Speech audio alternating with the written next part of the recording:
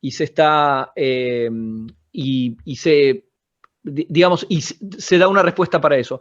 La parte de bolsillo es más compleja y hay ahí una idea tuya muy fuerte de la obra pública como motor de inversión, motor de empleo.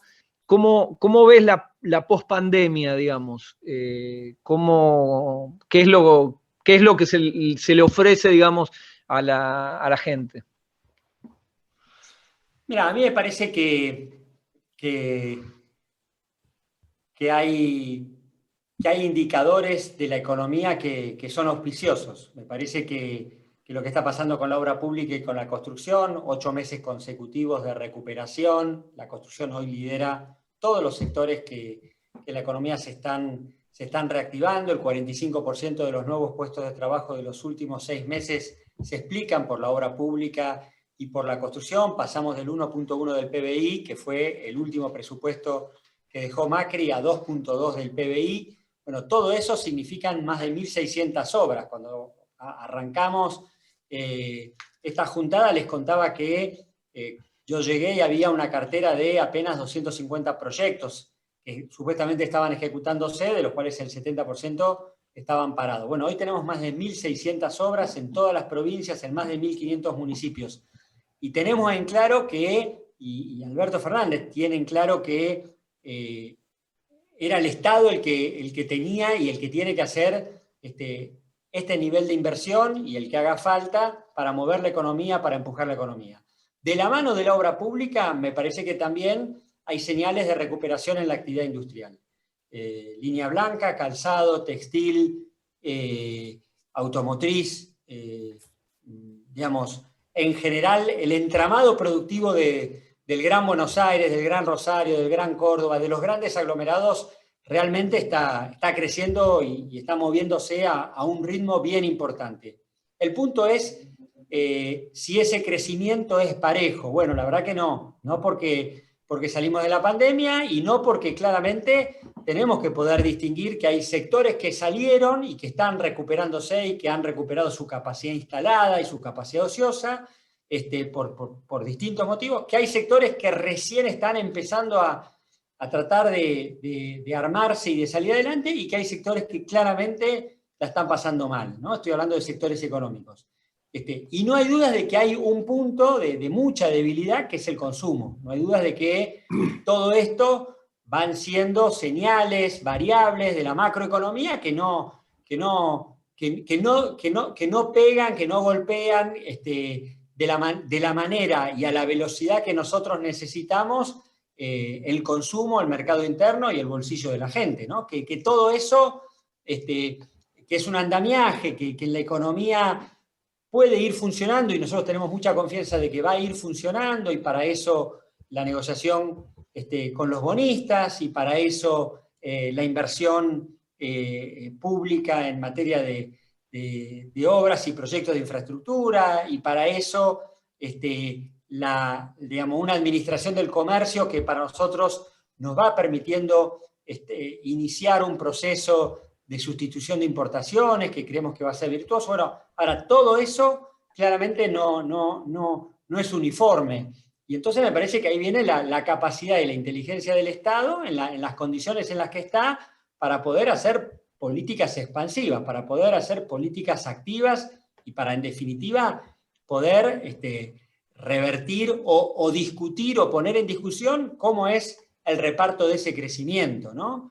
Y creo que esa es la clave que está en juego hoy, ¿no? Lo decía Cristina ya en el Estadio Único de La Plata, pero bueno, la Argentina va a crecer después de 3 años de crecimiento, ¿no? De crecimiento negativo, o de decrecimiento. Bueno, nosotros tenemos que poner en discusión cómo se distribuye ese crecimiento, de qué manera garantizamos que ese crecimiento signifique también un sendero de desarrollo, con qué estímulos, con qué herramientas, con qué instrumentos del Estado podemos apuntalar mucho de esto que nosotros vemos, que yo veo en San Martín que está pasando con las pymes y con el entramado productivo, pero también lo veo con las empresas constructoras, Y esto no quiere decir que la calle esté bien, no quiere decir que que el bolsillo no esté apretado, eso no quiere decir que la pelea con la inflación, todos sabemos que en este primer semestre vino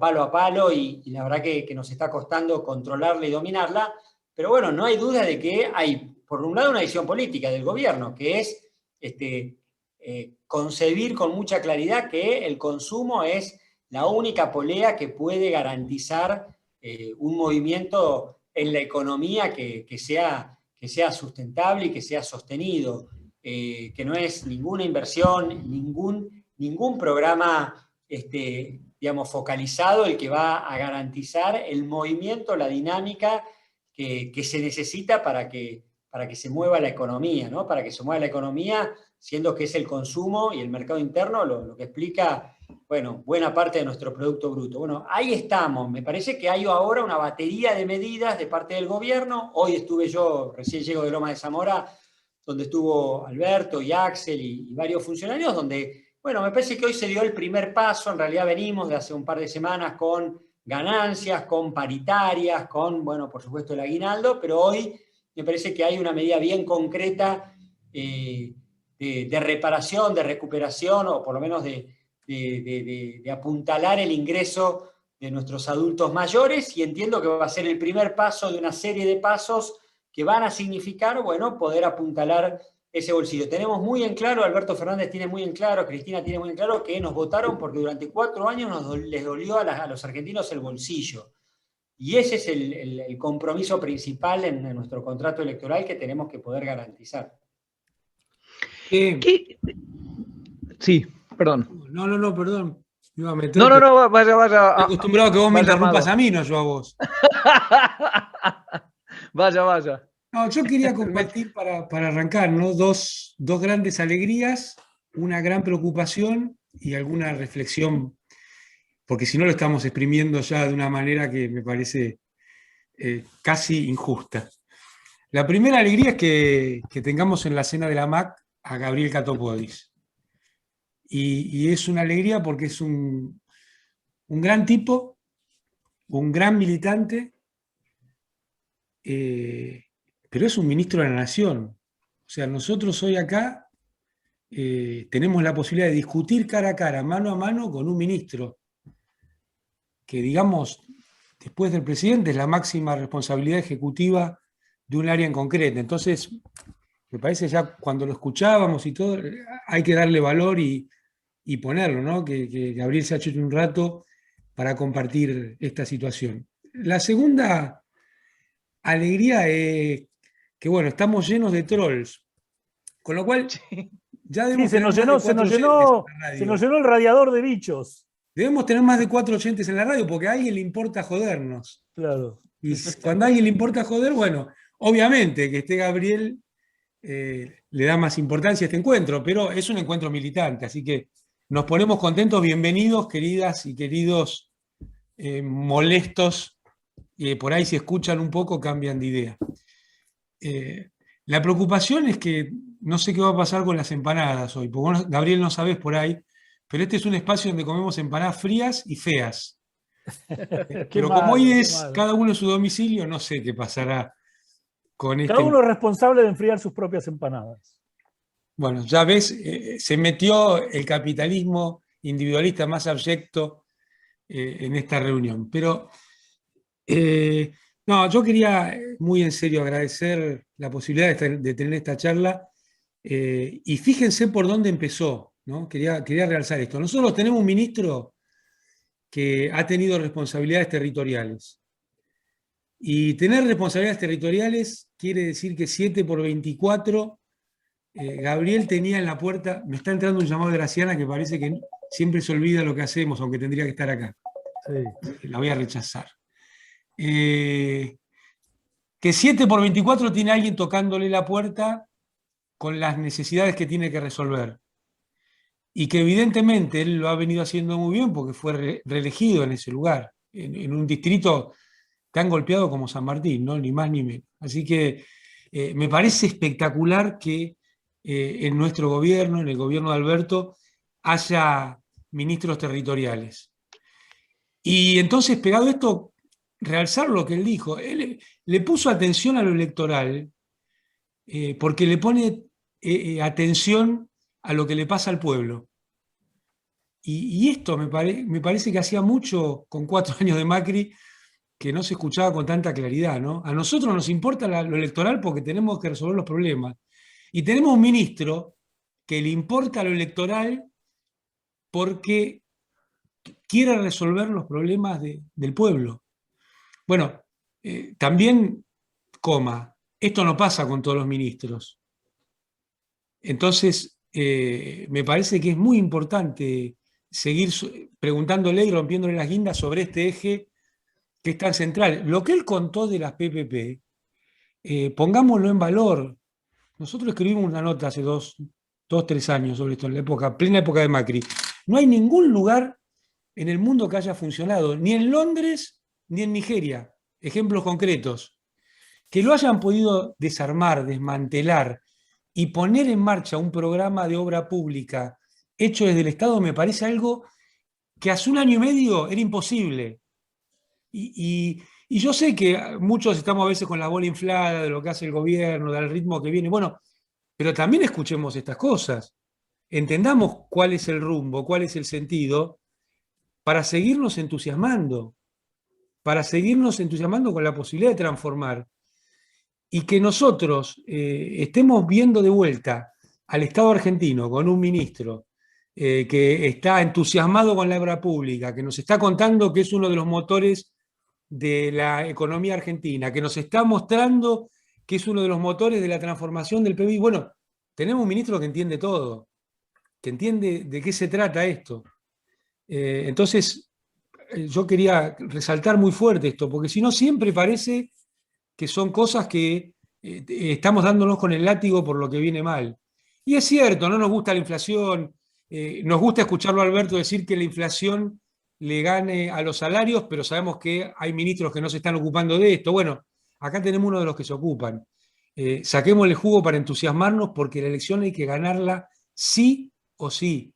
Y tenemos que ser todos motores, poleas de entender lo que se está haciendo para poder colaborar desde el pequeño lugar que tengamos con cada uno con que esto se gane. Así que, Gabriel, me encanta cómo arrancaste y creo que es muy importante que entendamos que la primera tarea política es la unidad y ganar la elección.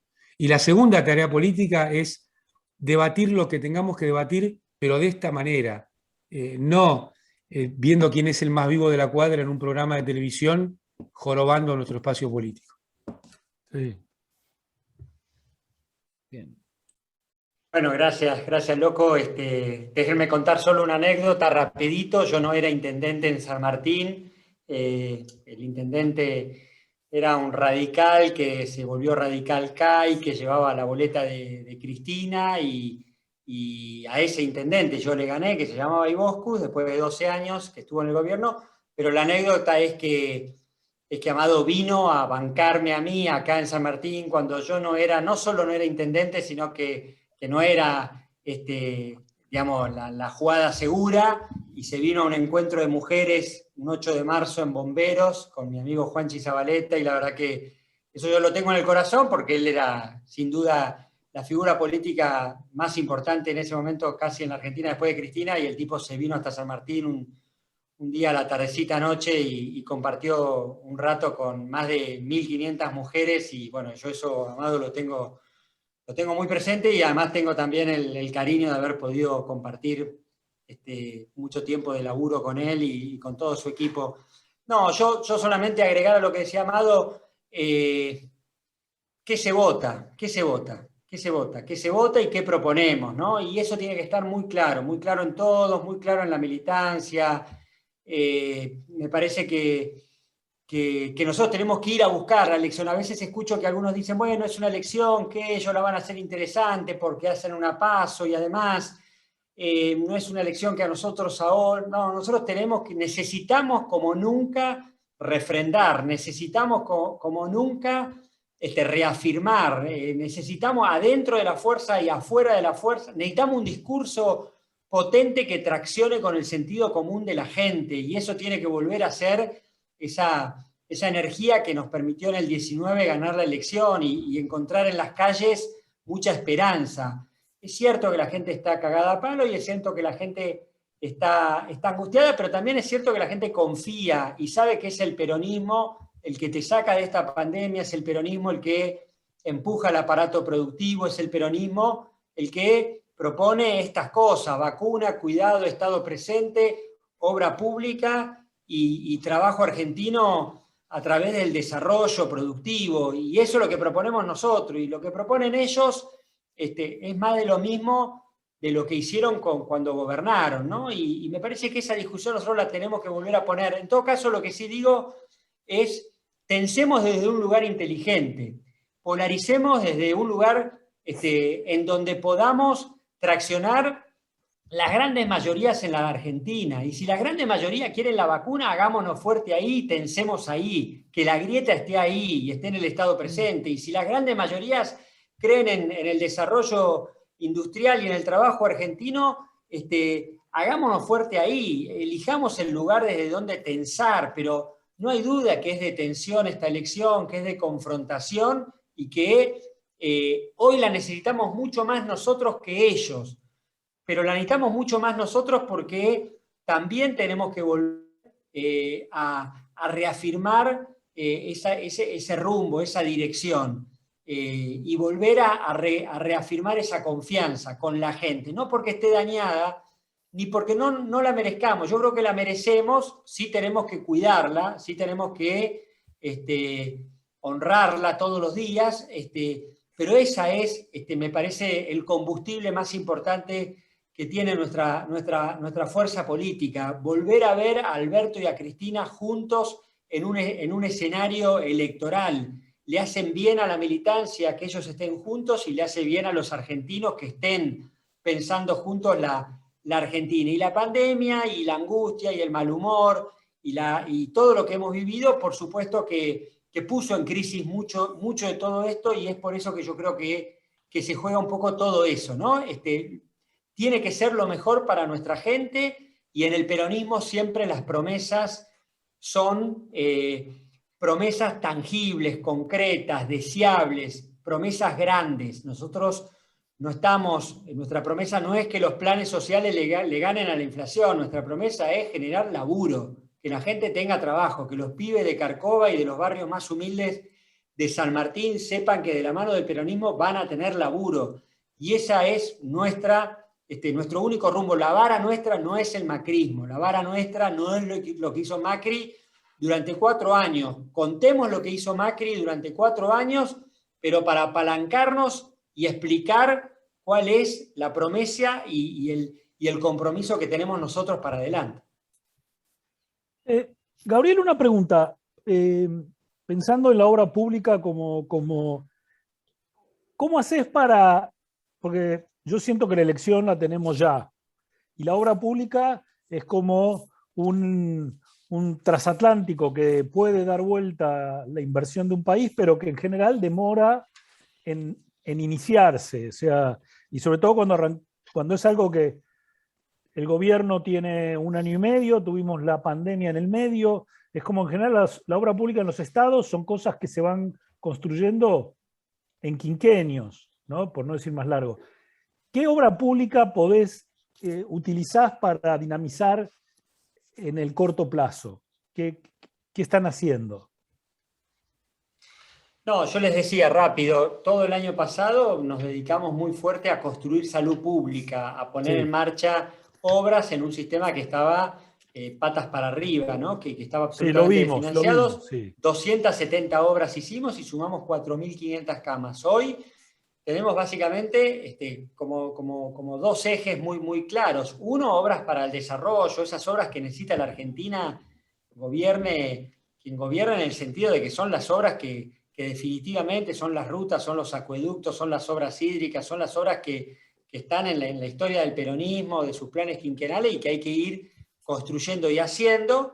Y después también una agenda muy, muy potente de obra pública vinculada con el territorio. En estos días, a todo lo que estamos haciendo con el territorio, a obras que estamos haciendo con más de 1.500 municipios, obras pequeñas, obras que se ejecutan en 3, 4, 5 meses, que se hacen por cooperativas o por empresas locales, que convocan a los vecinos del lugar y del barrio para hacer esas obras, del cordón cuneta, el pavimento, la escuela, etcétera, etcétera. Bueno, a eso nosotros ahora le vamos a inyectar unos 70.000 millones de pesos en 3 rubros para ejecutar en los próximos 6 meses, para redoblar, para que lo que nosotros vamos viendo que se va moviendo bien de la construcción y de la obra pública en términos de estos 8 meses de crecimiento después de 3 años de caída de la construcción, volver a los niveles del gobierno de Cristina, que fue el pico en términos de puestos de trabajo, 440.000, 445.000 puestos de trabajo allá por julio-agosto del 2014. Nosotros cuando llegamos ahora al gobierno lo encontramos en un nivel de no más de 200.000, 220.000 y ya estamos a muy buen ritmo para estar recuperando esos niveles de empleo en la construcción. Bueno, para todo eso, además, en este segundo semestre estamos inyectando unos 70.000 millones solamente para mano de obra intensiva en 3 rubros, que son agua y saneamiento, pequeñas obras de infraestructura social y infraestructura productiva. Y eso lo estamos aplicando a los 5 grandes aglomerados de la Argentina, Gran Buenos Aires, Gran Rosario, Gran Córdoba, Gran Tucumán y Gran San Juan, y en el marco de esos 5 aglomerados a unas 330 ciudades que por indicadores sociales, desocupación, pobreza, pero también por COVID, por restricciones en días calendario, ciudades que estuvieron más cerradas que otras, ameritan que nosotros hagamos allí una inyección de recursos que ya la estamos haciendo, que ya se están evaluando los proyectos y que se van a ir ejecutando a lo largo de los próximos 6 meses. ¿Quiénes ejecutan? ¿Pymes de cada lugar? ¿Ejecuta la intendencia? En general, ¿son planes? Este plan es a través de los municipios, de los gobiernos locales, y son los municipios los que licitan, contratan las obras. Nosotros evaluamos los proyectos, los aprobamos y los financiamos, y hoy te diría que cualquier municipio del conurbano debe tener con nuestro ministerio no menos de 10 frentes de obra, desde un pavimento, una obra de agua y saneamiento, una obra hídrica, la reparación de una escuela, un centro de salud, pero promedio es cualquier municipio, no sé, Loma de Zamora, Avellaneda, deben tener hoy 10 frentes distintos con obra pública, que es una señal también de recuperación y es como una especie de signo de salida, ¿no? De ir mostrando, de ir contando, construyendo también un relato de cómo vamos construyendo la salida de la pandemia.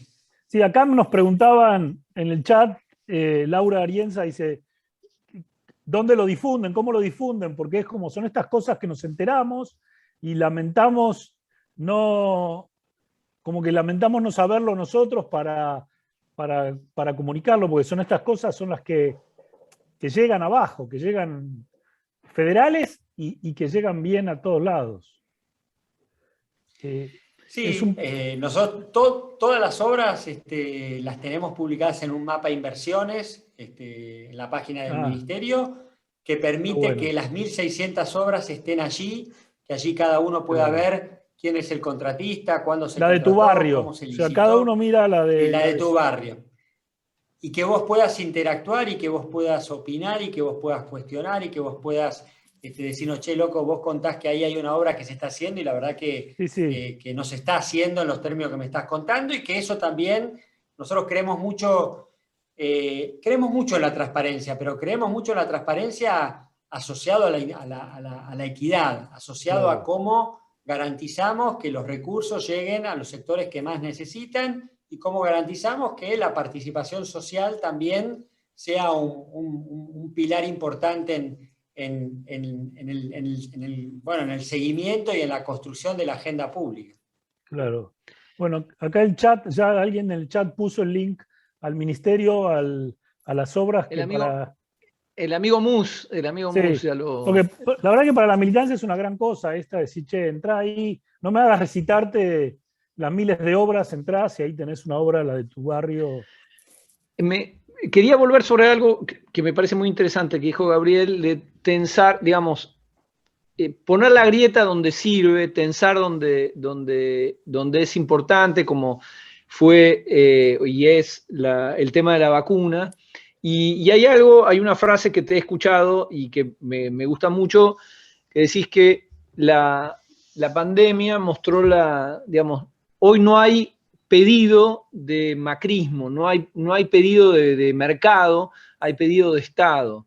Y me parece que eso es algo interesante para conversar, en el sentido que en el 2015, que no es tan lejos, había como una especie de fantasía de decir, che, dejamos que desregulemos, que el Estado dé un paso al costado, dejemos que las fuerzas productivas, entre comillas, se administren solas, y ahí vamos a llegar sin lugar a dudas a un paraíso terrenal. Siempre, en general, los futuros venturosos que nos venden lamentablemente requieren de presentes calamitosos. Pero esta idea de que no hay de que cuando se nos incendia el boliche, nadie pide más mercado, me parece que es algo que merece ser subrayado, señalado, y puesto en tensión, digamos. Sí, Nacho Ramírez, acá en la cena de la MAC, que es un sociólogo de Flaxo, dijo exactamente lo mismo. De esta pandemia, la gente sale pidiendo más Estado, lo cual no quiere decir que salga naturalmente peronista, pero al menos nosotros, las banderas históricas del peronismo nos vienen bien, porque de algún modo es más fácil demostrar que el peronismo está asociado a más Estado, a que Cambiemos demuestre que está asociado a más Estado. Sí. Pero efectivamente creo que de eso salimos. Ahora falta transformarlo en una promesa, que es cómo transformar esto en una promesa para la ciudadanía. Es decir, estuvimos ahí en la pandemia, pero vamos a estar ahí en la salida. El proyecto es ese. Sí, dos o tres cosas cortitas. Sí. Una, claro, lo que estamos diciendo es esto, ¿no? No hubo demanda de macrismo en el medio de la pandemia. Nadie se preguntaba, che, ¿cómo nos va a cuidar Macri el macrismo? ¿Cómo Macri va? Nadie estaba preguntándose, bueno, Macri hubiese construido hospitales en el medio de la pandemia, hubiese puesto el IFE, el ATP, No. hubiese devuelto los remedios a nuestros abuelos y a nuestros adultos mayores, hubiese modificado ganancias. Y no hubo demanda de macrismo en la pandemia y no hay demanda de macrismo en la salida de la crisis. Y entonces no la tenemos que entregar esa salida. La salida de la crisis, que es de la mano de la producción, del laburo y de todo lo que seguramente ustedes en cada una de estas cenas vienen hablando, es nuestra. La salida es nuestra. La salida es nuestra. Sí. Yo soy muy crítico. Yo creo que le entregamos la educación a la derecha y a los amarillos hace 2 o 3 meses, y nosotros tenemos que entender que no todos participan en la cena MAC. Hay un grupo importante que participa en la cena MAC y hay mucha gente que ve Netflix, y nosotros tenemos que construir mayorías, y para construir mayorías tenemos que convencer, tenemos que persuadir, tenemos que tener también una disciplina por cómo está armado el sistema de medios para recuperar ese cuerpo a cuerpo y ese mano a mano, y definitivamente volver a lo del peronismo como promesa, ¿no? Es el peronismo el que tiene una promesa grande. Ellos tienen siempre una promesa que es sacrificial, es rompámonos el lomo ahora para un futuro mejor que algún día va a llegar, que nunca llega. Nunca llega, Bueno, me parece que eso nosotros tenemos que poder transformarlo, no interpelando a la sociedad, que es un concepto abstracto. Tenemos que interpelar a mi vecino y aparte de mi familia, que seguramente, como la de muchos de los que estamos en esta cena, votó a Macri, qué sé yo, y bueno, y entonces tenemos que ver qué pasó ahí. Por eso yo creo que es un discurso potente, político, pero atraccionado por el sentido común de la gente. Y eso es, cuando me preguntan, bueno, che, algunos están diciendo, tenemos que hacer una PASO, porque si ellos hacen una PASO, lo hacen interesante. No, para nosotros lo interesante es volver a ganarles. Para nosotros lo interesante en esta campaña, porque no alcanzó con ganarles una vez y hay que volver a ganarles. Y eso es lo que va a ser interesante para todos, volver a ganarles para apalancarnos hacia adelante, ¿no? Y yo de vuelta pongo en valor la sabiduría de la gente, la templanza de la gente. Pensemos que la oposición recorrió todo el espinel, desde la liberación de los presos que eran digamos, todos los días, en medio de la pandemia, hasta la toma de tierras, bueno, fueron buscando siempre momentos para tratar de quebrar esa confianza y de poner a buena parte de la ciudadanía en modo de violencia, ¿no? En modo de... Bueno, y la gente se la bancó, apretó los dientes, siempre aparece esa claridad básica de la gente cada vez que la Argentina tiene situaciones críticas y que está al borde de irse todo al carajo, la gente aprieta los dientes, sabe que no es por ahí, y después reafirma el rumbo, ¿no? Hay una claridad básica en ese sentido que me parece que es de mucha sabiduría. Sí. A mí me sorprende, escuchándote hablar, que la oposición se haya centrado tanto en la vacuna, por ejemplo, que es algo en el cual podemos demostrar tan contundentemente, tan en la piel, que estamos cumpliendo. Porque hay otras cosas que son más abstractas, ¿no? Que entonces, que no se ven tan directas, pero esto es, cada uno lo siente, lo recibe, ve que... Y me parece que ahí nos han dado una ventaja que nos ganamos, ¿no? Pero una ventaja de haber centrado tanto el odio y el rechazo, y básicamente el enfurecimiento hacia la vacuna, porque es un hecho que no necesita intermediación. Cada ciudadano la está recibiendo, sus padres, sus tíos, sus abuelos, sus amigos y él. Pero sí, nada. Sí, eso te lo escuchaba el domingo pasado en la radio y creo que era muy, muy, muy claro, muy lúcido. Y me parece que está claro que ahí tocamos una fibra, ¿no? Que la vacuna fue sin duda, fue como una realidad efectiva, una promesa tangible, un bien público con el que logramos tocar a todos los sectores sociales, entrar en la cocina.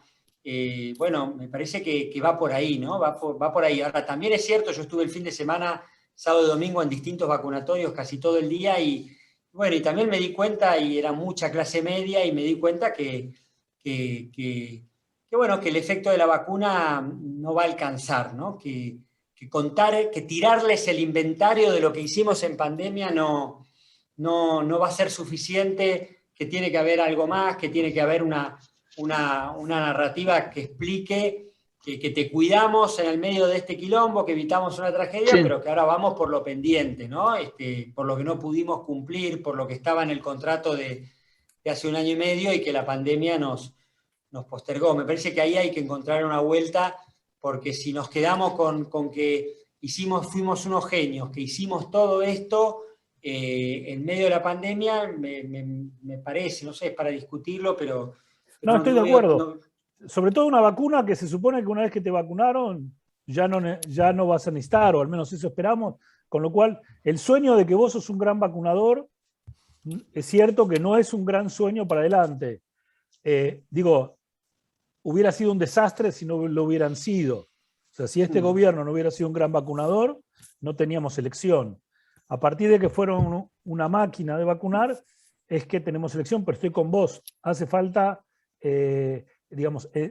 enamorar con lo que siempre ha enamorado el peronismo, ¿no? Que si vamos a construir un país para todos. Quería volver sobre algo que dijiste con esto de las PASO. Hacen PASO, bueno, tenemos que hacer PASO. A veces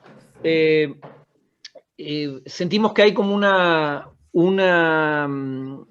que podría haber una posibilidad de seguir lo que dicen los medios, porque en realidad como que los medios más importantes son los que ordenan la interna de Juntos por el Cambio, digamos, ordenan su interna, lo que estamos viendo en estos días, ¿no? Durante 1 año incentivaron a los terraplanistas, teníamos a todos los psiquiátricos en prime time, y en las últimas semanas los apartaron y traen gente que les parece más presentable, lo vemos a Tetaz o bueno, otros candidatos.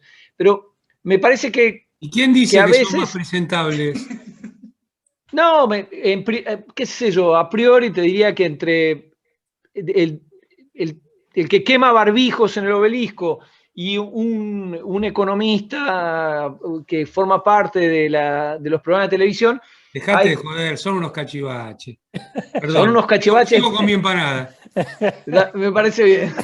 Son unos cachivaches de categoría todos diferentes. esos yo quiero votar un Catopodis.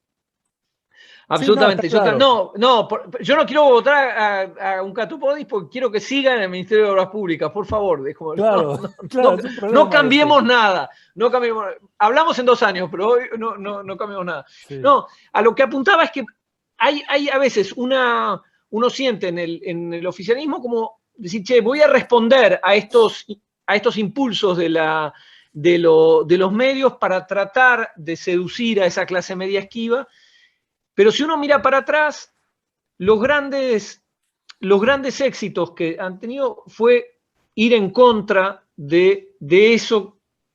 Los medios nos venden su ideología como si fuera... nos venden su ideología como si fuera opinión pública. Entonces, a lo que voy es, cuando se tomó la opción Sputnik, fue realmente... fue un riesgo, digamos, se tomó eso, fue exitoso, fue en contra de todo, de la opinión de esa oposición furiosa, de esos medios furiosos, y no se hizo nos sentamos alrededor de una mesa para ver qué pasa. No, vamos por ese camino, es lo que creemos y es lo que vamos a hacer. Lo mismo ocurrió con los hospitales modulares, Entonces, me parece que hay algo muy virtuoso en un punto tensar la cuerda, e incluso virtuoso hacia esa clase media que a veces consideramos esquiva. No sé si fui claro o qué te parece esta idea. No, a mí me parece que está claro que ellos construyeron la idea de que estaba la sociedad partida en dos.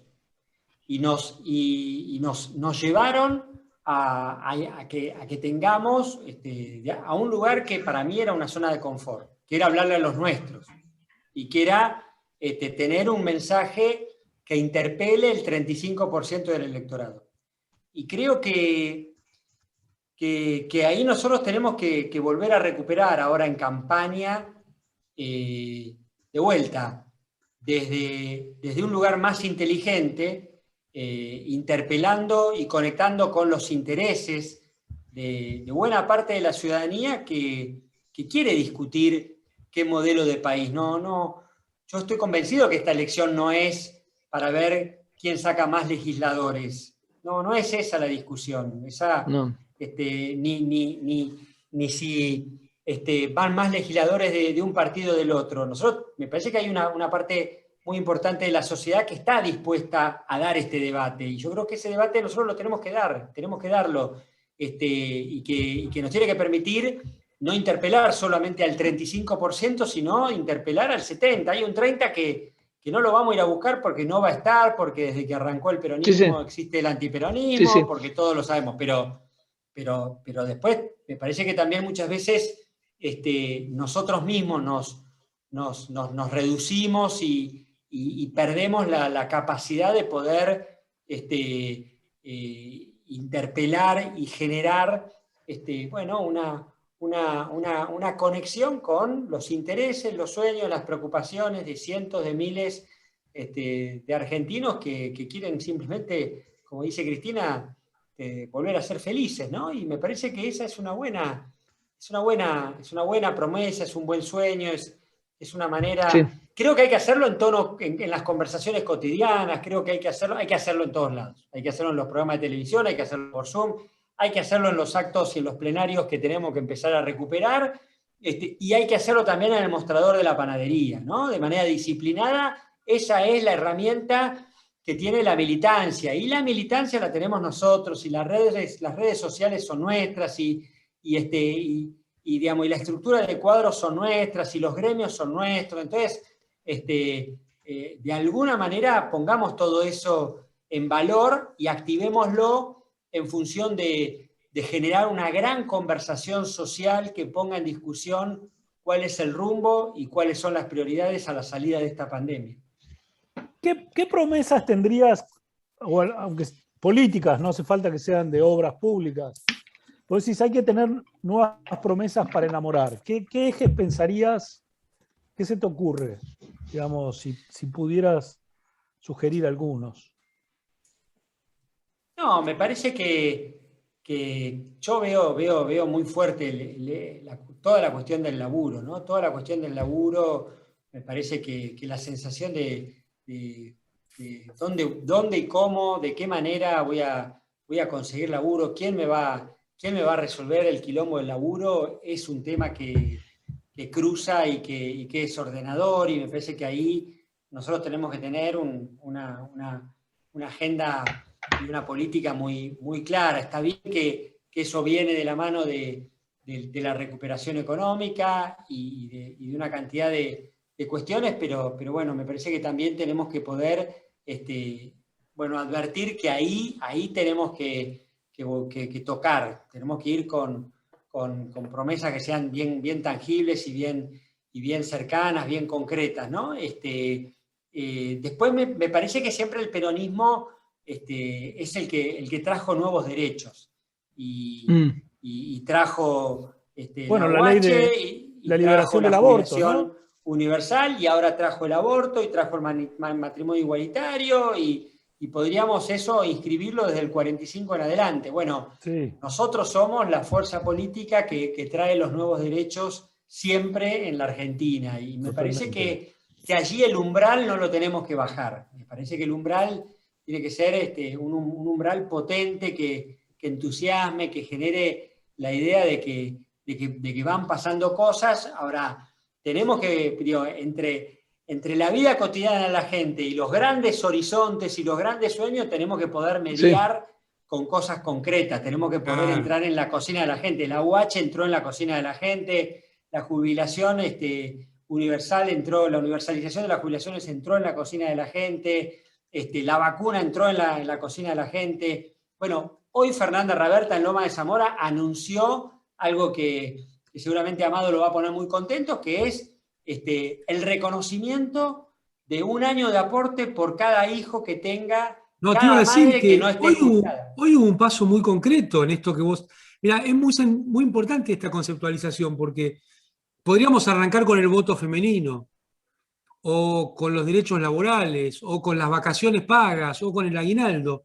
Y hoy se dio un paso muy trascendente, que es... en realidad son 2 cosas, Cato. Es el tema del año de aporte reconocido por cada hijo a la madre, que sea además que había propuestas desde el propio gobierno, desde Fernández y todo, de que sea un poco más rápido. Bueno, pero 1 año de aporte por cada hijo es muy valioso, no solo en términos materiales, sino en términos conceptuales. ¿Cuál es el rol de la mujer en esta sociedad? ¿Y por qué se le han asignado tareas? Mirá, un capitalismo que a todo le pone precio, hasta el medio ambiente, decidió que la tarea más importante, que es la tarea de las mujeres, en tanto mamíferos, para sostener a la raza humana, no tuviera valor.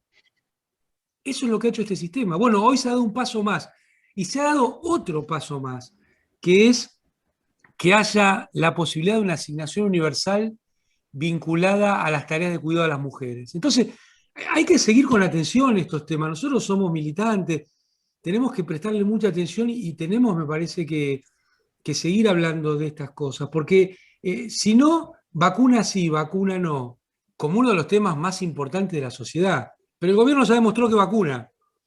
Sí, vacuna efectivamente. Claro, sí, absolutamente. Esta consolidación de derechos es lo que nos permite seguir soñando con lo que pasa a partir de aquí, ¿no es cierto? Por eso me parece hacer muy bien en traer el tema de los derechos, que parece lo más intangible, pero termina siendo lo que construye o destruye una sociedad.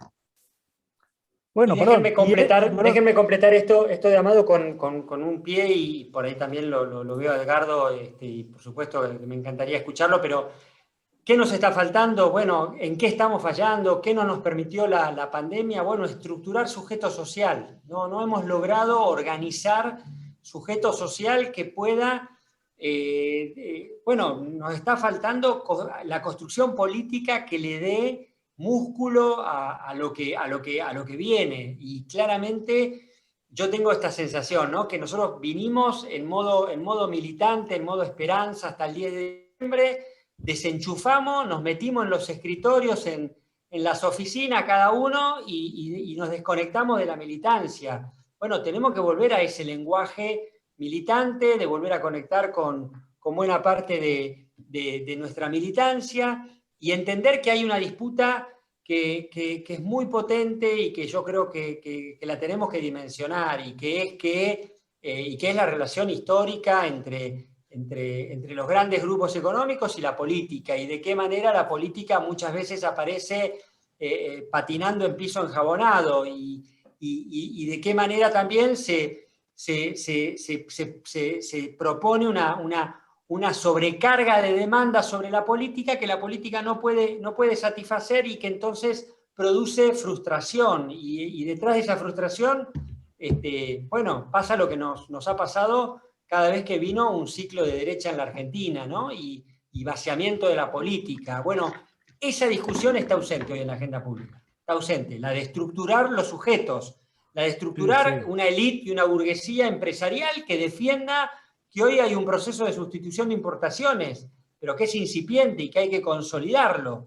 Y no puede ser ni el ministro, ni el presidente, ni la vicepresidenta la que de alguna manera tenemos que poder ponerle nuevas voces y mejores voces a muchas de estas discusiones y de estas tensiones. Ahora, ¿cómo estructurar esos actores sociales y cómo articular mejor un discurso político potente? A mí me parece que está ausente y que tenemos que poder discutirlo. ¿Cuál es la construcción política que necesitamos para los desafíos que tiene el Frente de Todos hacia adelante, ¿no?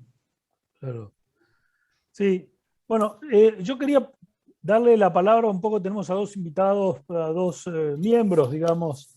Uno es Natalia Salvo. Cuando vos hablaste del empleo, justo hoy estamos bajo el embate de la flexibilización laboral, algo que creíamos que iba a desaparecer al menos por 2 años, y ya tenemos de nuevo al poder económico en un momento de pandemia, pidiendo por la flexibilización laboral, la cantinela que escuchamos 200 veces, ¿no?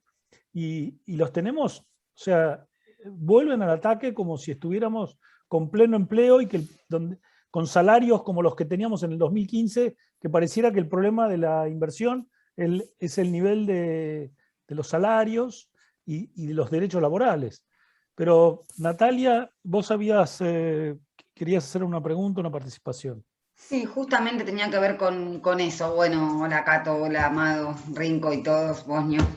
Tenía que ver exactamente con eso. Cuando hablaban, en primer lugar, cuando vos hablabas de la vacuna, del presente, yo creo que y te sorprendías por qué la oposición había atacado ese lugar. Y yo creo porque actúan en este eterno presente, y la vacuna llega a la cocina de la gente, llega a la vida, y si no atacaban esa medida, de algún modo, esa dosis de indignación o de odio que quiebra el lazo social y que les permite seguir interactuando, y sobre todo en un momento de pandemia, donde ese sujeto social que dice Gabriel, obviamente estaba ausente, por algo también hablan del populismo, también como terminología que te asegura un hermoso presente, un maravilloso presente, pero te hipoteca el futuro, cuando en rigor de verdad la lógica sacrificial del macrismo lo que hacía era prometerte un hermoso, maravilloso futuro en el segundo semestre y destrozarte el presente, endeudarte a 100 años con 45.000 millones de dólares. hacerte una reforma previsional, una reforma laboral. Pero digo,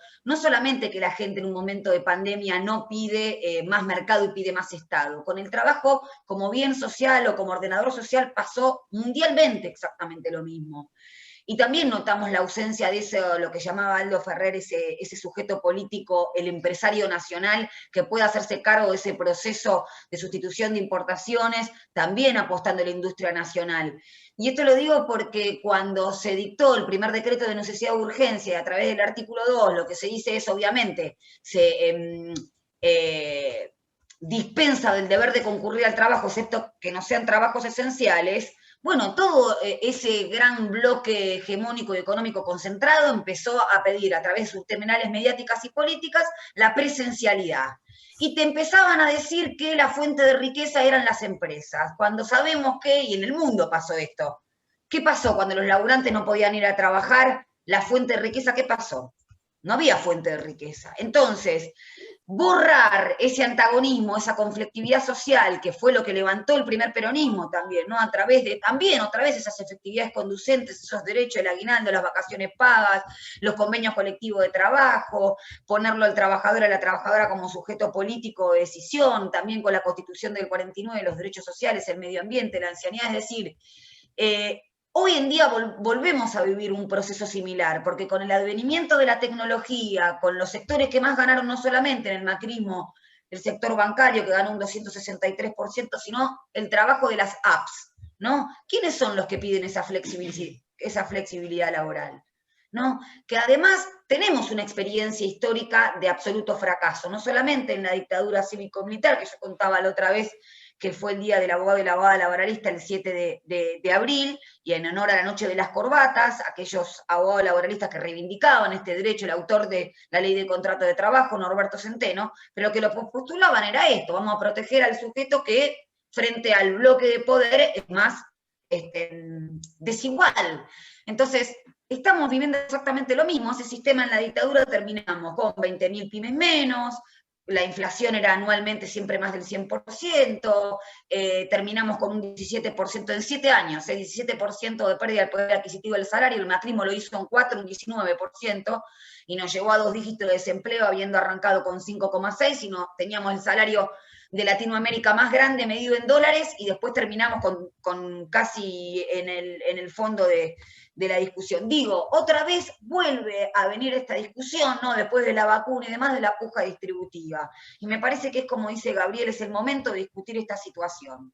O la tecnología la incorporamos para maximizar las ganancias de los que siempre postulan a las pymes, ¿no? Como mascarón de proa, pero están pidiendo derechos para ellos, o lo hacemos para discutir lo que también está discutiendo el mundo, reducir la jornada sin mengua salarial, para que más tengan trabajo, ¿sí? Creo que tenemos, a mí cierro con esto, a veces me llama la atención porque cuando se discuten los derechos civiles y políticos, cuando pasó el tema de la persecución judicial, están todos de acuerdo, incluso desde adentro. Ahora, cuando se empiezan a discutir los derechos sociales, que es estas promesas que no se pudieron cumplir por la pandemia, porque había prioridades que eran indiscutibles, bueno, a veces hay algunos compañeros o compañeras, a mi juicio, un poco confundidos porque consideran que no es una cuestión central. Y es la cuestión central porque es lo que hizo del peronismo lo que fue, a mi juicio y desde mi punto de vista. Bien. Bueno. Respiramos. Edgardo, ¿querías agregar algo? Claro, lo querías agregar de antes, no sé, ahora, después. No, sí. Bueno, lo primero que quiero... Estoy tratando de maniobrar para verlos a todos porque había cambiado la forma. Mirá, ahí está. Lo primero que quiero es agradecerle a Gabriel la presencia y la claridad de su exposición y la disposición. Ojalá que ese sea el tono en el que nos movamos todos, no solamente la gente con grandes responsabilidades como Gabriel, sino todos los que podemos aportar nuestro grano de arena, porque creo que hay que prepararse para una batalla difícil. Yo soy muy optimista como Gabriel, pero siempre que la entendamos como una pelea compleja, donde los tonos y las formas del ataque que vamos a recibir, que estamos recibiendo, se van haciendo cada día más intensos. Debe haber pocos países en el mundo en los que el presidente es agredido de una manera... el diario La Nación de hoy es una colección de insultos y agravios gratuitos y muy feos, democráticamente hablando, muy feos. Yo tengo un tema que lo traigo porque me ha tocado encontrarme con esa pregunta, con esa observación que tiene que ver con el tema del voto joven. Yo sacaría lo del voto joven. La pregunta que quiero hacerme a mí mismo y hacerle a Gabriel es sobre la juventud yo le pondría dos subtítulos, que son cosas diferentes pero se entrelazan. Una, la juventud en cuanto a oportunidades. Las cosas que la juventud consiguió durante los tiempos de Néstor y Cristina Kirchner, en todos los sentidos, desde la niñez hasta los estudiantes secundarios y universitarios, hasta la apertura de nuevas universidades, una etapa luminosa de la vida de la juventud. Pero en esa misma etapa se gestó otro rasgo que está hoy en discusión, que es la épica de la juventud. A partir del 2008, del conflicto, en los mismos tiempos que surgía la MAC, digamos, hubo un momento de reverdecer de la movilización juvenil y de épica juvenil. Yo tengo hasta el ejemplo en mis hijes, ¿no? Habían tenido alguna relación con la política, pero se enamoraron de la política y, bueno, en el caso de ellos siguen enamorados. Pero hay una sensación que es muy difícil verificar, tanto en el tema del voto joven como en el tema de la épica y de la movilización juvenil. Cuesta en tiempos como este tener otras fuentes de formación de una opinión, de un concepto, por fuera de las encuestas, que son, como se sabe, un problema, porque en algunos casos aparece como la forma de enterarse de cómo están determinados segmentos de la sociedad, pero en su entraña las encuestas, aún las mejor intencionadas, siempre tienen un recorte que tiene que ver con la pregunta que se hace, que tiene que ver con el sentido general de la conversación que se le plantea a los jóvenes y a la gente en general. Así que, como Gabriel es una persona que tiene una tarea de mucha responsabilidad, pero además de ser de mucha responsabilidad, como es la de todos los ministros, tiene algo así como una especie de cable a tierra, que tiene que ver con el trabajo, con la ocupación, con la obra pública, y también como militante de municipio, como militante, como su origen, como una persona muy arraigada, digamos, en el movimiento real de las personas. Quería ver cómo estaba viviendo eso, cuánto de mito, cuánto de realidad, si es realidad cierto bajón en la participación y cierta pérdida de expectativas, cómo abordarlo.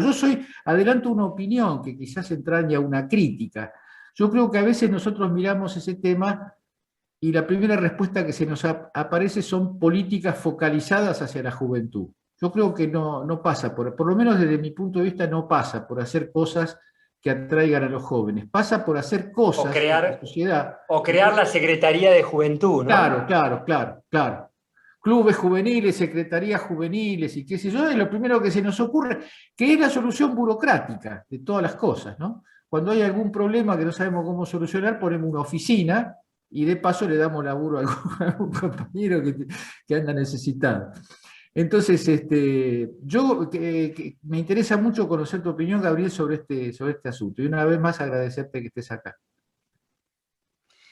Bueno, muchas gracias, Edgardo. Por supuesto, toda mi admiración. Y no, es un tema complejo, un tema que no tengo claro, que también lo estoy viendo con la misma perspectiva que lo estás viendo vos. Me parece que claramente el kirchnerismo, Néstor y Cristina habían logrado constituir ahí un sujeto social, ¿no? Que eran los jóvenes, que era la participación política de los jóvenes, que eran los derechos de los jóvenes, que eran el acceso a la universidad en el conurbano para los jóvenes, que era el programa de acompañamiento,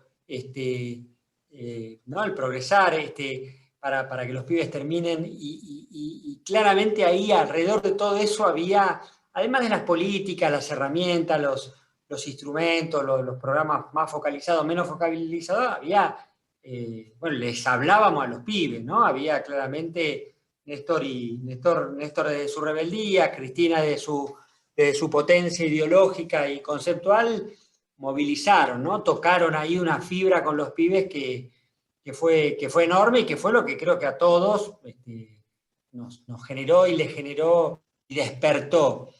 Y detrás de eso y de la mano de eso hubo mucho acceso a los derechos. Hubo mucho acceso a los derechos, quiere decir que hubo capital simbólico y capital material, ¿no? Que hubo de las dos, ¿no? Y bueno, hoy me parece que hoy todo eso tenemos que ver cómo lo recuperamos en un contexto donde además es el Estado y es la política la que por imperio de la pandemia ha achicado, ha generado medidas de restricción, ¿no? Claramente a quienes más afectado es, eso aparece en las encuestas, ¿no? Sí. El kirchnerismo y el peronismo venían teniendo problemas en los últimos años con los sectores de lo que es adultos mayores, y claramente eso vemos que seguramente pareciera ser que se ha revertido y tiene que ver sin duda con las políticas de cuidado, con que les hemos hablado y hay un sector que se sintió interpelado por la decisión de un presidente que anticipó y que tuvo ahí una... Bueno, me parece que con los pibes nos quedamos sin mensajes, los cagamos a pedos porque hacían fiestas clandestinas, pero la realidad es que lo más sustantivo es que para un pibe del Gran Buenos Aires acceder a la educación, acceder a la salud o acceder al trabajo es un verdadero calvario hoy. Y eso tenemos que resolverlo. Y si eso no lo resolvemos, después me parece que viene la épica, ¿no? Después viene, o con eso viene la épica. Pero nosotros tenemos que tener claro cómo tocamos la fibra de los pibes, digamos, se aglutinan, se juntan y se movilizan, y lo van a hacer, y se van a convocar.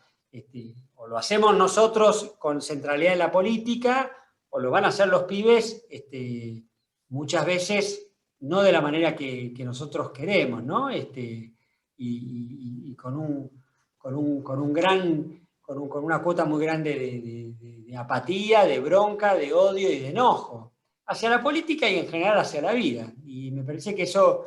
Ahora, también digo esto, mi experiencia como intendente de San Martín fue que cada vez que tuvimos propuestas, ideas, cada vez que fuimos convocantes, cada vez que fuimos creativos, cada vez que pensamos y los hicimos a ellos sujetos de muchas de nuestras iniciativas, hubo respuesta, hubo convocatoria. Nosotros armamos un programa que de alguna manera planteaba la idea de espacios públicos donde los pibes puedan estar desarrollando su vida cotidiana. Bueno, ¿cómo es la vida cotidiana de un pibe? Bueno, lo cruza el deporte, lo cruza la educación, lo cruza esto, lo cruza la falta de laburo. Bueno, cómo todo eso pasa en algún ámbito y fuimos generando, bueno, no hay dudas de que sigue siendo bueno, la educación, de que las universidades del conurbano, que el deporte son las formas con las que tenemos que ver cómo nos vinculamos y cómo podemos generar un acceso a derechos que hoy los pibes no tienen, básicamente el laburo, ¿no? A mí me preocupa mucho la del laburo. Sí, sí. Gracias. Creo que hay algo también que, con esto que decías, Gabriel, del el peronismo, desde el 45 para acá, es un extraño movimiento autoritario que amplía derechos, ¿no? Es asombroso porque siempre la crítica viene por ser liberticida, autoritario, qué sé yo. Pero así como amplía derechos, va generando consensos, donde hoy, digamos, cuando Perón estableció el aguinaldo, era el fin de las empresas, era insostenible, cuando con las vacaciones pagas ocurrió lo mismo, era imposible pagar a la gente para que no laburara, y cada vez el voto femenino, incluso Victoria Ocampo, una gran feminista, estaba en contra porque consideraba que podía beneficiar a Perón y al peronismo. Y yo creo que con la juventud también hay un montón de cosas que ya se han transformado en en activo de todos. Las Pero, Rinco, universidades... ¿Cómo? Déjame volver a interrumpirte, Sí. por favor. Así es un placer. Vas acumulando para el viernes. Acumulo. Está jugando el juego de él, Amado. No, me parece Sí, que esto absolutamente. que señalaba Cato y que Edgardo un poco estaba... Primero, me quedo loco con el planteo de Natalia de lo laboral, ¿no? Creo que tenemos que laburar mucho sobre eso, pero esto que estaban... apareció Graciana. Como siempre en hora. Han Una cantado hora y media, bingo, hay una un hora y bingo media en la después. sala. A ver, Bosnio, quiero aclarar, estoy saliendo del Senado.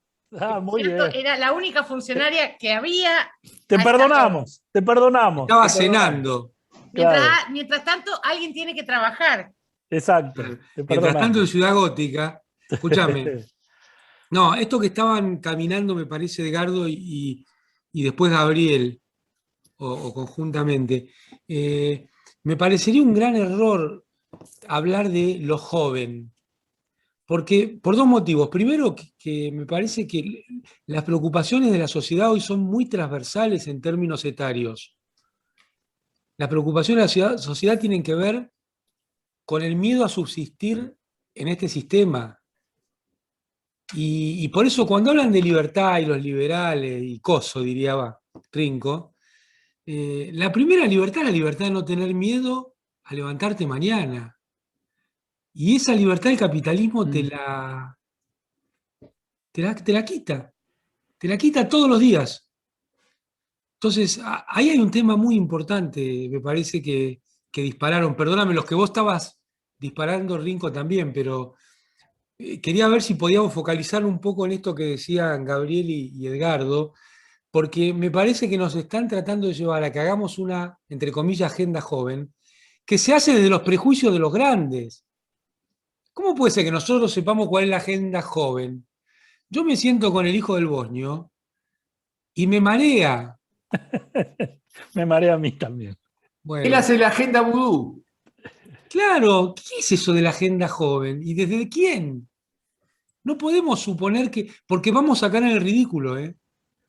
Es como si yo quisiera ir a un partido de básquet a hacerme el vivo. No, Guarda bueno, con eso es lo que decía Gabriel lo que decía Gabriel del Ministerio del Joven o de estas cosas. Es como Exacto. la respuesta del que nada sabe es como alguno ve en la televisión programas de jóvenes, en realidad son programas de vejestorios como uno. Los jóvenes no ven televisión.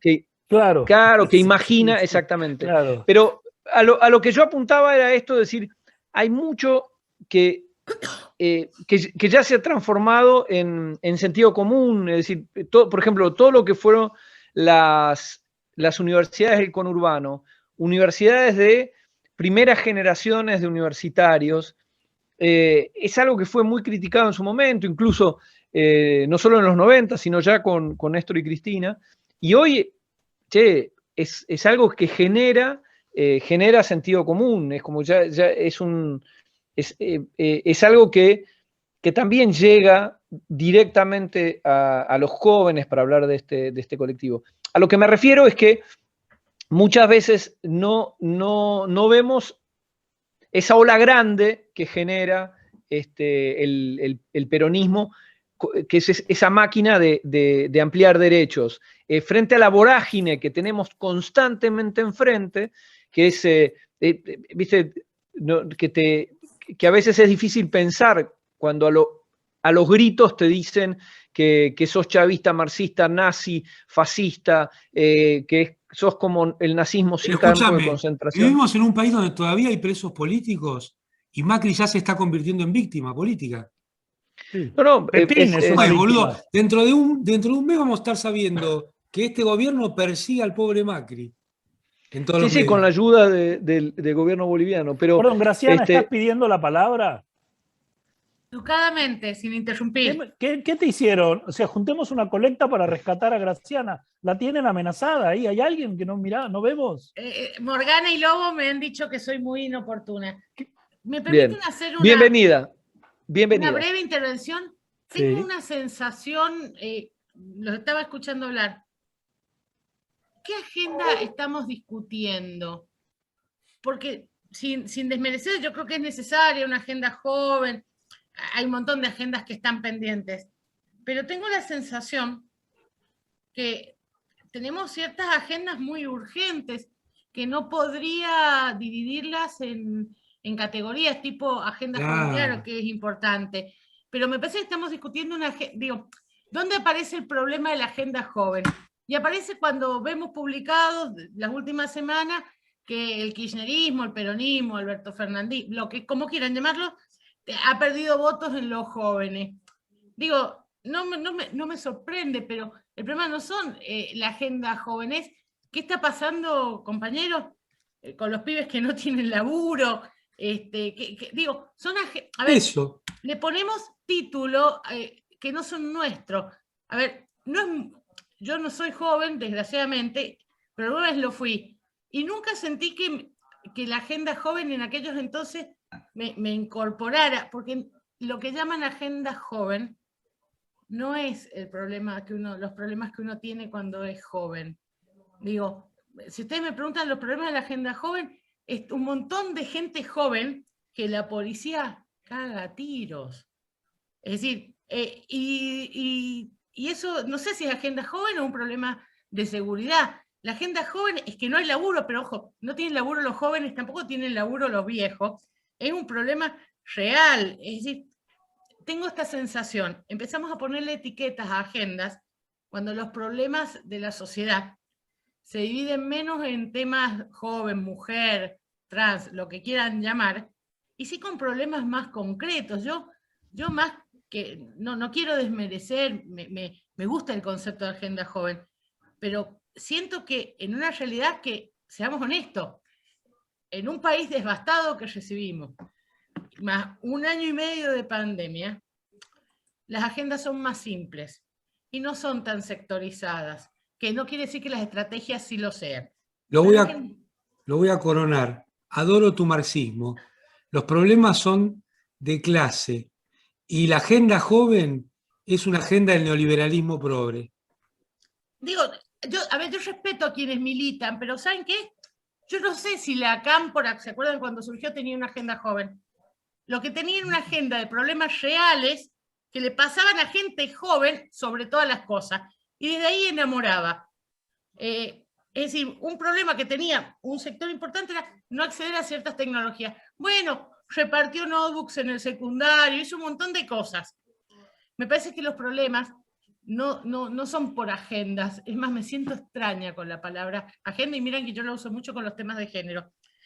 Igual, Graciana, en eso coincidíamos todos. Cuando vos entraste, esto demuestra que hay una sintonía de pensamiento, porque efectivamente, más allá del giro en el cual vos entraste, Gabriel había dicho eso, que el tema es el trabajo. O sea, que en otras palabras, lo que vos decís, en la situación en la que estamos, las necesidades son tan básicas que es trabajo, salud, como se ocuparon en el 2020, o sea, hospitales, atención sanitaria, trabajo y educación. Como decía Amado, no tener miedo de despertarse a la mañana de que no tenés futuro. Y agrego, ¿y sabes qué? Seguridad social. Porque los viejos son un problema para los jóvenes. Los padres sin empleo, los abuelos que no les alcanza, son un problema. Digo, yo lo viví, yo me acuerdo del 2001, yo laboraba en un estudio donde francamente me pagaba muy poco, y aportaba como todos mis hermanos que trabajan y mis primos, para que mi abuela tuviera el dinero para poder vivir, porque era una jubilada de la mínima. Entonces, me parece que es empezar a sectorizar, los problemas de la sociedad se interconectan. Cuando los dividimos en agendas que parecen cuestiones aisladas, nos empezamos a olvidar que así como el joven no es el joven solo en el mundo, el joven en una sociedad que también necesita salud, que también necesita educación, que también necesita tener a los abuelos en paz, porque si no, la carga... A sus viejos con trabajo. Y a sus viejos con trabajo. Seguro. Yo voy a decir, perdónenme, esto es un exceso de peronismo, aunque Vudú le gusta decirme marxista, creo que hoy el problema base es el empleo, porque no solo es el gran ordenador de la sociedad, sino que además es lo único que le da a la sociedad la posibilidad de planificar el futuro. Yo nunca me olvido de Cristina diciendo nos desordenaron la vida. Y cuando decía eso, es que las personas perdimos la posibilidad de planificar el futuro. Y lo único que nos da la posibilidad de planificar el futuro, a ustedes, a mí y a los que no están en esta reunión, es tener trabajo. Sin trabajo, todo lo demás es implanificable. Sí. Es solo esperanza, nada más. Edgardo, querías que hacer un comentario. No, ya está, porque está planteado las cosas. Yo solamente quería hablar de una referencia, de una retórica que se usa para esto, que el otro día me apareció en una conversación. Sí. Hay que convocar a la juventud. En una conversación, un reportaje, no me acuerdo qué. No se encuentran los modos de convocar a la juventud. Entonces, lo primero que se me ocurrió es que cuando yo tenía 17 años, no vino ningún abuelo mío o un tío a decirme, che, mirá, la política, esto, lo otro. Sucedió el Cordobazo. Sucedió el Cordobazo y entonces esa es una convocatoria. Entonces yo creo que lo mismo, de otras maneras, propias de la época, ocurrió en el 2008, con el conflicto con la patronal agraria. Seguro. Y entonces a mí me parece que, por eso yo dividía el tema en oportunidades y en épica. Porque la épica no es una épica que haya que pensarla en términos de focus group para las personas que tienen entre 16 y 25 años. La épica surge del proyecto, la épica surge de esto que decía Gabriel al principio, de enamorar, de producir una idea de país distinto, de recuperar cosas que se perdieron. A veces nosotros no tenemos en cuenta, estamos de alguna manera estancados en el periodo de los años de los gobiernos kirchneristas, pero acá hubo 4 años de una ofensiva brutal, que incorporó palos, que incorporó represión, que incorporó cierre de oportunidades, que fue un avasallamiento de toda la sociedad, pero que los jóvenes, si bien no tienen una agenda específica, una agenda corporativa, sería lo último que se podría ocurrir a uno, una agenda corporativa para los jóvenes, sí tienen un tipo de sensibilidad. Yo creo que ahí sí hay una cosa que tiene que ser estudiada, conversada para ganar en eficacia. Hay una sensibilidad juvenil, como hay también una sensibilidad de los mayores, como yo, digamos. Son distintos modos de relacionarse con el mundo y con la política. Me parece que eso sí es un factor que hay que incorporar. Me parece... Yo completo solo una palabra que sumo a lo que se dice y que tiene que ver con...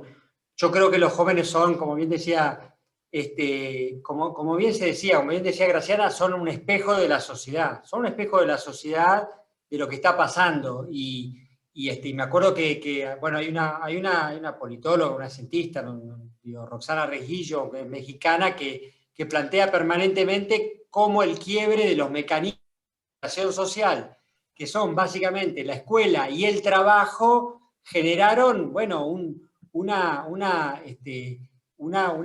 complejidad, un descentramiento de la capacidad de los pibes de tener colectivos, de ser parte de colectivos. Lo único que decíamos, Graciana, era que el kirchnerismo, bueno, con un lenguaje simbólico, con gestualidades de Néstor y de Cristina, pero también con mediaciones materiales, universidades del conurbano, Plan Progresar, la Netbook, esto y aquello, y el laburo para el padre, el laburo que veían bueno, con eso me parece que constituyó allí un sujeto social, después de tanto desencanto en ese colectivo juvenil, ¿no? Entonces estábamos justo a partir de alguna intervención de Edgardo reflexionando un poco esa realidad.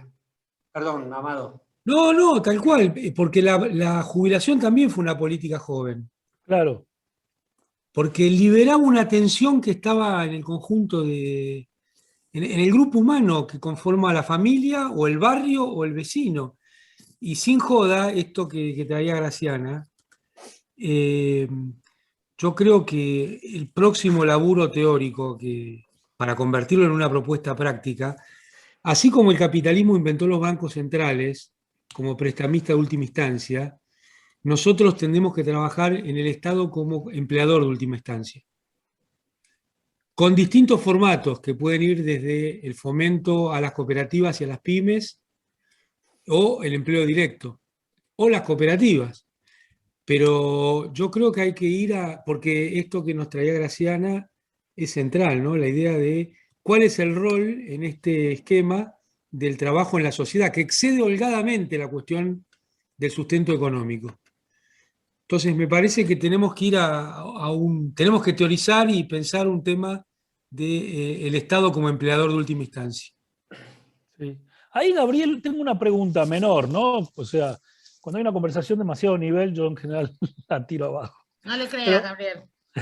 No, ¿qué opinás? Porque yo lamenté mucho todo lo que pasó con las construcciones de viviendas, con lo de las madres, con lo que pasó con el caso de Joclender, bueno, y después la persecución a Milagro Sala. Este modelo de construcción de viviendas por cooperativas que tenían una cosa muy virtuosa en el propio empleo, o sea, el valor que construían era, antes de entregar la vivienda ya habían entregado muchísimo valor. Yo recuerdo que EVE era la única organización, era el único empleo para alguien que había salido de la cárcel. O sea, con prontuario en Argentina es muy difícil trabajar en una gran empresa. O sea, probablemente puede trabajar en un lugar donde no tenga un departamento de recursos humanos. Pero cualquiera que haya sido preso, y EVE tenía esa política, y yo creo que Milagro Sala también. Pero digo, ¿cómo volver a esta estructura de inversión que el producto ya es previo al producto en sí? Ya entrega valor por el empleo que da, el orden que crea, la participación. ¿Qué opinas de esas estructuras de construcción? ¿Son muy enquilombadas, son muy difíciles de organizar? No sé. Gabriel, es una pregunta. El tema de las empanadas está llegando, sí. Sí, te está llegando. Creo que están tocándote el timbre. Trata de no abrirles. Ah, listo. No, sí, yo, digamos, trabajé casi 20 años en un movimiento de ocupantes inquilinos en la capital federal y todavía sigo muy vinculado con el MOI. Hoy estamos haciendo viviendas con el MOI en varios lugares del país, en Ushuaia, en Santa Fe, en Rosario, acá en San Martín. Todo es autogestivo, todo es propiedad social. Hay también una movida y una convocatoria, me parece que me parece que el tema de la vivienda es un tema, ¿no? Cuando recién Graciana decía, bueno, loco, yo lo decía antes de que se meta Graciana en la conversación, Sí. digo, el acceso al laburo, el acceso a la educación y el acceso a la salud para los pibes es una tragedia, y eso es lo que hay que resolver. Y agregaría la vivienda, ¿no? Y agregaría la vivienda. Hay que ir a un barrio, ahora le llaman barrio popular, hay que ir a alguno de nuestros asentamientos y nuestras villas y entender cómo el déficit de vivienda, de techo propio, de un lugar desde donde poder empezar a organizarse en esas familias que se van armando y que se van ensamblando desde muy temprano, cada vez desde más temprano. Bueno, me parece que ahí tenemos que tener una política. Lo de las madres, lo de Milagros, la experiencia mía por lo menos en el MOI, lo de FUCBAM en Uruguay, que es seguramente el proceso cooperativo de vivienda más importante en toda la región, en la historia del cooperativismo. Bueno, marca la importancia de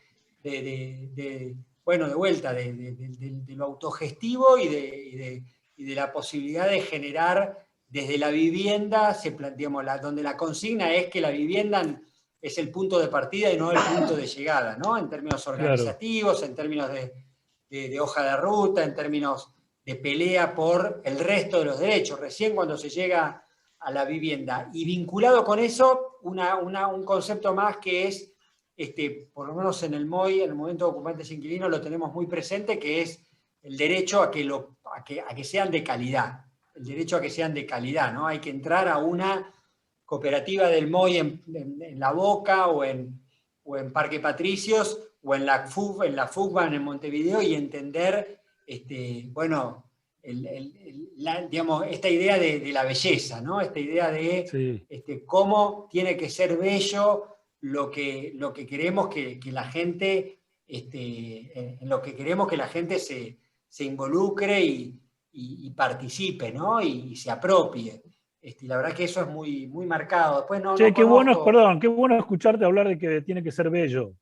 O sea, porque a veces nos olvidamos, parece superfluo y decir, che, qué bueno escucharte decir que tiene No, la Lula belleza del decía, ¿no? proyecto total, no solo del objeto, de todo el Hace proyecto. muchos años Lula les decía que la política tenía que ser bella, tenía que ser atractiva, tenía que ser deseable, ¿no? Sí, sí. Y digo, bueno, y la verdad que la experiencia del MOI, que realmente yo la tengo muy presente y es parte de mi historia como abogado, porque participé en el MOI como abogado y sigo estando, tiene que ver con eso, ¿no? Con la belleza y con el derecho al hábitat, ¿no? Y con el derecho a la ciudad, Sí. ¿no? Entonces, bueno, vamos a organizar los inquilinatos.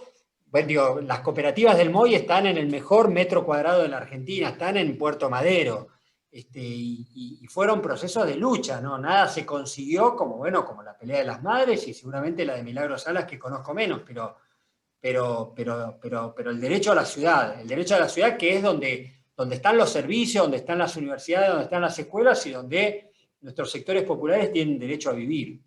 Claro. Ese asunto Muy de la belleza es un concepto que trabajaba, que hacía notar mucho Evita.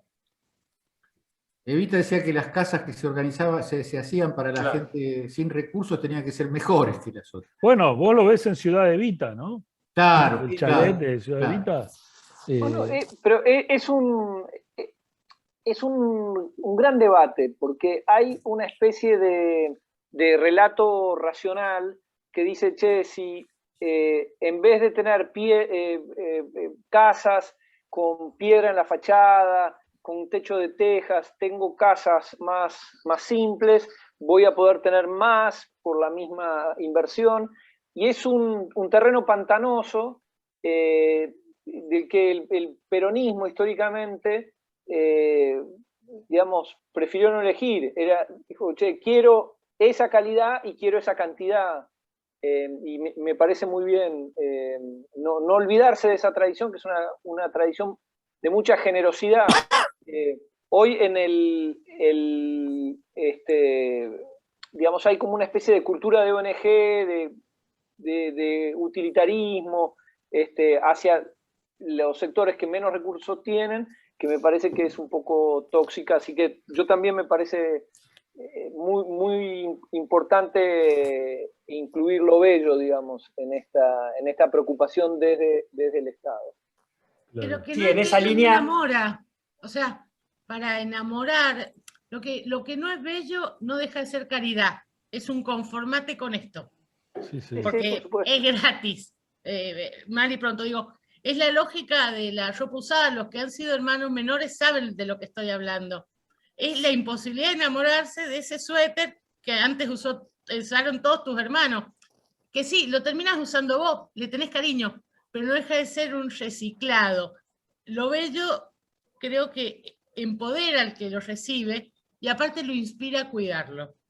Porque quienes hemos heredado ropa, sabemos muy bien que era ropa que si se rompía, la única pena era que dejabas de tenerla. Y acuérdense, yo siempre me acuerdo, a mí me impactó mucho cuando Mayra dijo, ¿por qué se compran zapatillas vistosas los pibes? Porque es algo bello desde su perspectiva, que lo pueden ver, pueden mostrarlo con orgullo. Nadie mostraba con orgullo la ropa con retazos, salvo que fuera una mise en escena. Bueno, es el peronismo, ¿no? El disfrute hoy, el El disfrute en derecho la al tierra. goce. El goce.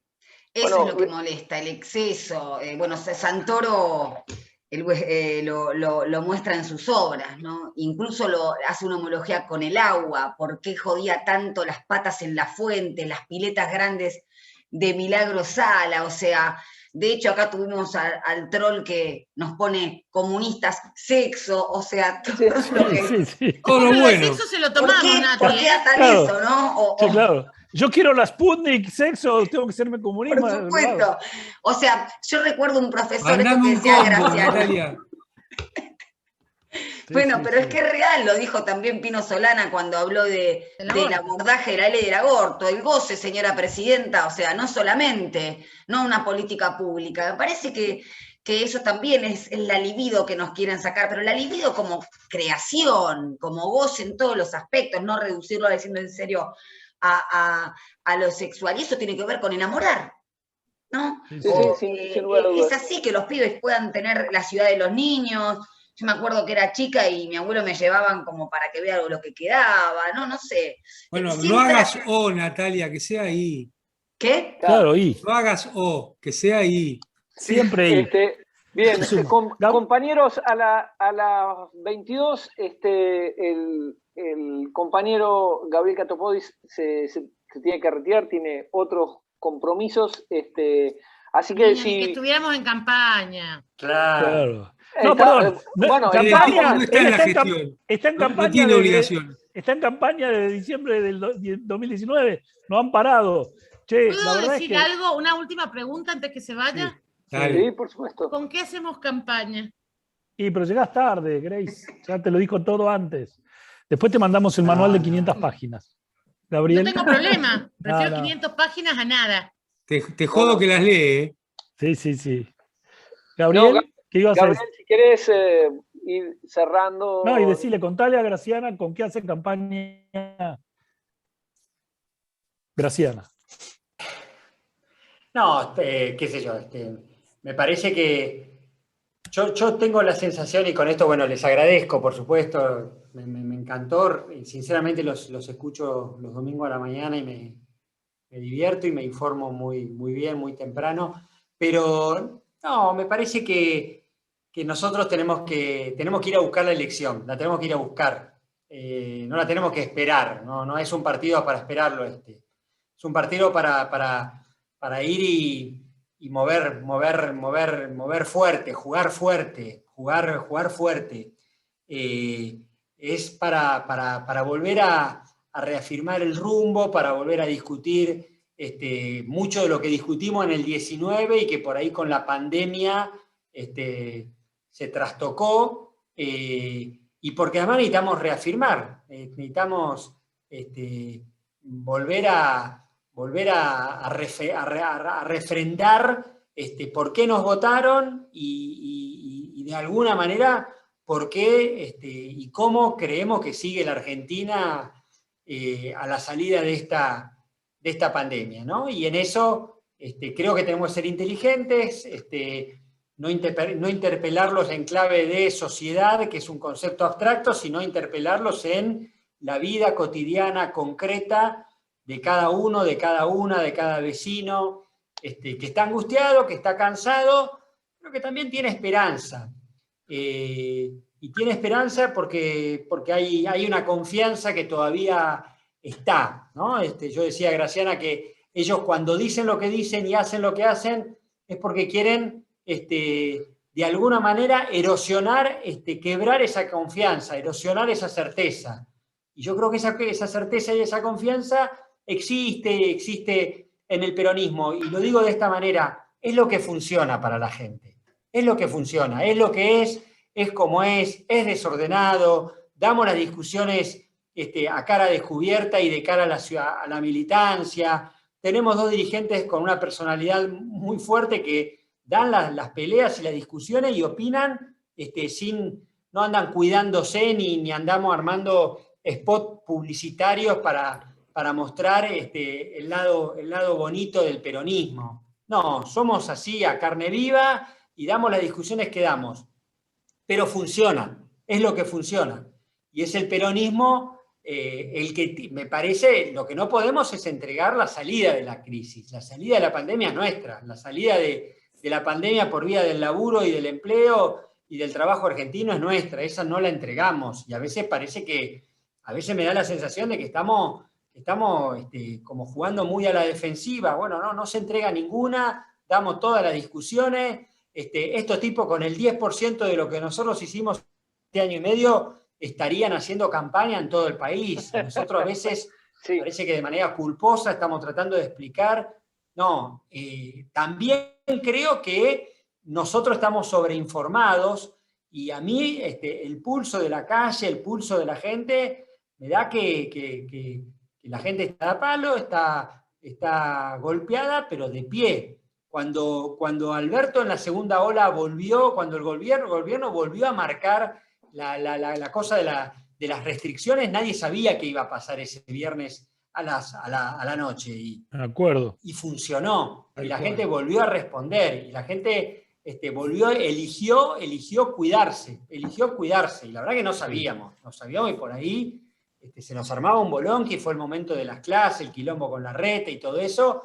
Y bueno, me parece que ahí ese lazo se mostró fuerte y es el lazo que ahora tenemos que mostrar para la salida. Es pandemia, te cuidamos, no hay dudas de que a la hora en la campaña del 19 la gente recibió abajo de la puerta todos los días de manera imparable y angustiante, todos los días una mala noticia del macrismo, o era la boleta de luz, o era el telegrama de despido, o era la factura y el resto, digamos, de los remedios que tenían que pagar los viejos. Bueno, la gente fue juntando todos esos papelitos, hizo la cola en la escuela que le correspondía, la metió en la urna, y adentro del cuarto oscuro encontró una boleta que era la unidad. Y esa unidad lo único que era la llave para sacarse de encima esa pata pesada, ese drama que era el macrismo, ¿no? Y eso fue la unidad. La gente no demandaba unidad. Yo no iba haciendo campaña en San Martín y la gente quería la unidad para vivir mejor, la gente quería la unidad para cobrar, para mejorar su ingreso, la gente quería la unidad para el laburo. Bueno, a mí me parece que ahora nosotros tenemos que darle un contenido renovado a esa unidad.